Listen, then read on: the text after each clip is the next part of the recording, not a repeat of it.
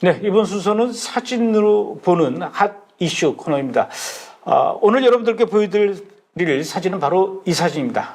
네, 배가 침몰하는 모습인데요. 배를 국가로 비유했을 때 침몰하는 국가, 바로 이란을 이야기하는 거겠죠. 그래서 오늘은 이란에 대해서 좀 더 자세한 이야기를 나눠보려고 하는데요. 조이 예루살렘의 조성은 기자 나와 계십니다. 어서 오십시오. 반갑습니다. 네, 안녕하세요. 예, 오늘 이렇게 또 이스라엘 투데이 처음 같이 합류하셨습니다. 감사합니다.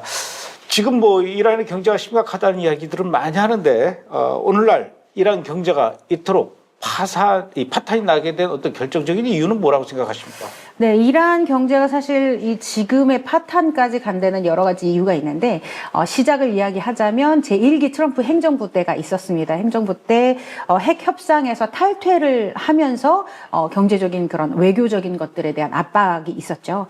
그러면서 석유를 수출하는 것들이 급감했고, 그다음에 해외 자산이 동결되는 상황이 되면서 점점 사실은 경제가 좀 악화되어 가고 있었던 상황인데요. 2025년이 가장 좀 심했죠. 2025년은 왜냐하면 이스라엘과 전쟁을 통해서 그 이스라엘과 전쟁을 하면서 그들이 계속해서 투자했던 핵에 대한 그런 어떤 자산들이 사실은 굉장히 많이 좀 후퇴되는 상황이 왔고요. 그리고 또 이제 이란 자체 내에서 이란의 국민들에게 돌아가야 할 그런 세금들, 그런 어떤 재정들이 해외의 무장단체들에게 지원이 되면서 거기에 너무나 많은 돈들을 투자하게 되니까 지금의 경제 파탄까지 가게 된 것이고, 그래서 지금 이란의 시민들이 굉장히 성이 나 있는 상황이 된 거고요. 그래서 지금의 정부를 무너뜨리고 새로운 이전의 그 어떤 왕가를 저희가 받아들이겠다, 이렇게 지금 하고 있는 건데요. 그 해외 무장단체들에게 간 돈은 굉장히 큽니다. 뭐 시리아 아사드 정권을 유지하기 위해서 500억 달러 이상을 투자를 했었는데 아사드 정권이 무너지면서 그 돈이 다 날아가게 됐고요. 못 받게 된 거죠. 네, 그렇죠. 그리고 또 이 헤즈볼라에는 연간 10억 달러를 지원을 했었습니다. 그렇기 때문에 연간이잖아요. 그러니까 한 번도 10억 달러면은 한국 돈으로 1조 5천억 원 정도. 네, 그 정도 되는 겁니다. 와우. 그러니까 한 국가의 예산이라고 볼 수도 있는 돈들이 그렇게 지원이 된 건데, 그렇게 지원을 하면서 사실은 헤즈볼라의 뭐 전투원은 월급이 최대 2,200달러였는데 레바논 정규군의 월급은 275달러밖에 안 되거든요. 그러니까 레바논 정규군 병사들의 월급이 275달러 정도밖에 안 되는 데 비해서 레바논의 헤즈볼라는 네. 2,200달러. 야, 거의 뭐 10배 정도 되네요. 네네, 10배가 넘는 돈을 지원을 그렇게 한 겁니다. 그렇게 되면서 사실은 이란 내에서는 사실은 자영업자들이 굉장히 많이 무너져 있었던 상황이었고. 우리나라에서도 그 매달 2,200달러 받는다 그러면 작은 돈이 아니거든요. 그쵸, 네. 그런데 더군다나 레바논에서 네. 헤즈볼라가 2,200달러 받는다면 고소득 군이에요. 맞습니다. 네. 그리고 이렇게 나가는 돈이 이제 계속해서 이게 투자가 회수가 되는 돈이 아니잖아요. 그렇죠. 왜냐하면 계속해서 공격하고 무기를 계속 때리고 이것은 계속 소비될 수밖에 없는 돈이기 때문에 연간 그 정도의 돈이, 그리고 헤즈볼라에만 들어간 것도 아니고 이 하마스에도 1억 달러씩 계속해서 나갔고, 그다음에 그 후티 반군에게도 뭐 매주 항공을 통해서 계속해서 무기를 지원하고 계속 이 돈에 대한 것도 지원을 해왔기 때문에, 그러니까 사실상 이란이 가지고 있는 대부분의 경제는 다 이 무장단체들한테 들어갔다고 볼 수 있습니다. 그러니까 자국민들은 지금 먹고 살 길이 막막하고 네. 일자리도 없고, 그런데 지금 해외에 있는 테러 단체에 지원하기 위해서 돈을 엄청 많이 사실 이제 밖으로 빼돌리는 셈이나 마찬가지예요. 네네. 뿐만 아니라 작년에 2025년도 6월 달에 이스라엘이 이란을 한 12일간 막 집중 공격했단 말입니다. 그것도 이란 경제가 어려워진 어떤 원인이 되겠죠? 네, 아주 컸습니다. 이란의 재무장관 역시 현재 리아라 폭락하는 것, 그 다음에 경제 위기에 대해서 이스라엘과 전쟁이 가장 큰 역할을 했다라고 이야기를 하는데요. 이 라이징 라이언 작전에 이란의 핵시설뿐만 아니라 과학자들을 표적으로 삼아서 공격을 했었습니다. 그렇기 때문에 사실상 지금 이란이 가지고 있는 핵 어떤 그런 기술들, 어떤 그런 수준들이 약 한 2년 후로 후퇴했다라고 이렇게 보고 있거든요. 그러니까 투자했던 비용을 오히려 지금 다 이렇게 떨궈내 버리는 상황이 돼버린 거죠. 네. 그리고 2025년도 6월 달에 이스라엘이 이란을 공격할 때 그때 당시에 사실은 이란하고 중국, 이란하고 러시아는 다른 나라와는 좀 다르게 각별한 그런 사이였거든요. 그럼에도 불구하고 이스라엘로부터 그렇게 공격을 받을 때 중국하고 러시아가 특별히 이렇게 이란을 위해서 뭔가 도와주거나 개입하거나 그러지는 않았단 말입니다. 그건 왜 그런 겁니까? 일단은 아시겠지만 뭐 이란, 중국, 러시아, 북한 그리고 헤즈볼라, 하마스까지 해서 대략 이 사람들을 이제 저항의 축 혹은 격변의 축이라고 부르거든요. 이들이 러시아가 우크라이나를 침공하기 이전에 한 5차례 정도 이 비밀 회동을 했습니다. 이 비밀 회동을 통해서 러시아가 사실은 나토는 명분을 이야기하는 거고 이 명분을 가지고 우크라이나를 쳤는데 우크라이나가 금방 될 수 있을 줄 알았죠. 러시아가 그것을 금방 먹을 수 있을 줄 알았는데 그게 되지 않았습니다. 뭐 여러 가지 이유들로 인해서. 그러면서 사실은 러시아가 의지가 없었던 것도 있었지만 능력이 안 되는 것들이 있었던 거죠. 그래서 러시아가 지금 현재 러시아 자체 내의 방공 수준도 굉장히 많이 후퇴되어 있고 이 구멍들이 많이 나 있는 상황입니다. 그렇기 때문에 이란에게까지 손을 뻗칠 수 있는 그런 어떤 여유가 없는 거죠. 지금 대부분의 러시아의 병력들이 우크라이나로 다 지금 이동되어 있는 상황입니다. 그렇기 때문에 이란까지 따로 이렇게 차출을 하기는 좀 어려운 상황인 거고요. 그러니까 그런 능력적인 부분이 안 되는 것도 있지만 의지적인 것도 분명히 있습니다. 왜냐하면 아시겠지만 이스라엘과 러시아의 외교적인 것들도 물론 있고요. 정책들 때문에도 있고 그다음에 푸틴이 이런 말을 했어요. 이스라엘은 러시아권이다. 이렇게 얘기를 한 적이 있었습니다.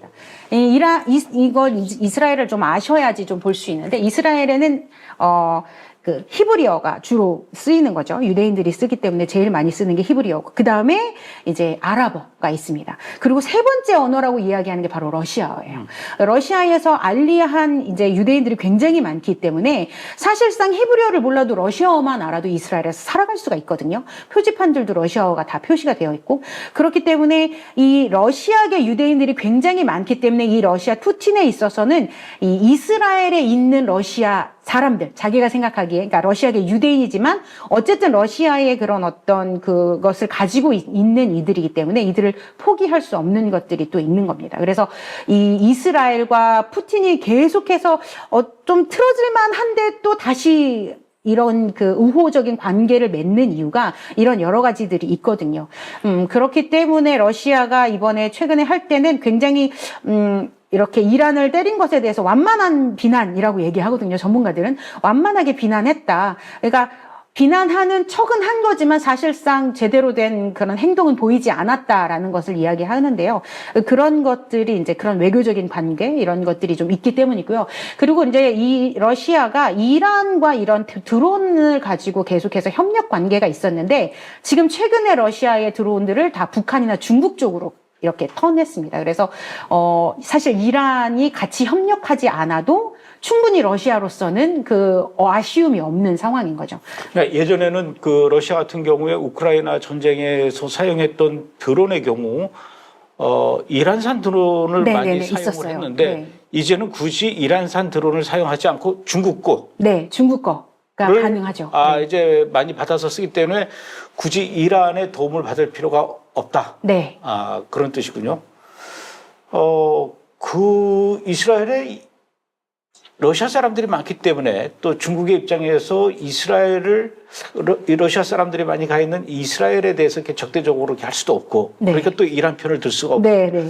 그 아주 애매한 그런 상황이긴 하죠. 사실은 중국이 굉장히 지금 이 중간에서 정말 애매하고 복잡한 상황인 건데 왜냐하면 이란의 그 석유의 최대 수출국이 중국이거든요.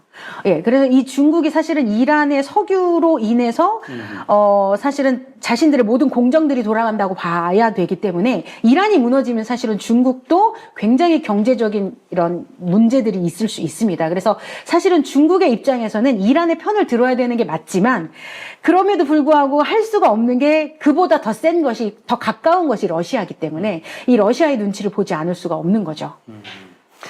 그렇군요. 그래서 지난번에 이스라엘이 이란을 공격할 때 러시아하고 중국이 이렇게 직접 개입을 못하고 적극적으로 하지도 못하고 네. 멀찌감치서 그냥 나 몰라 하면서 강 건너 불구경하듯이 했다라고 이제 이해할 수가 있겠네요. 네.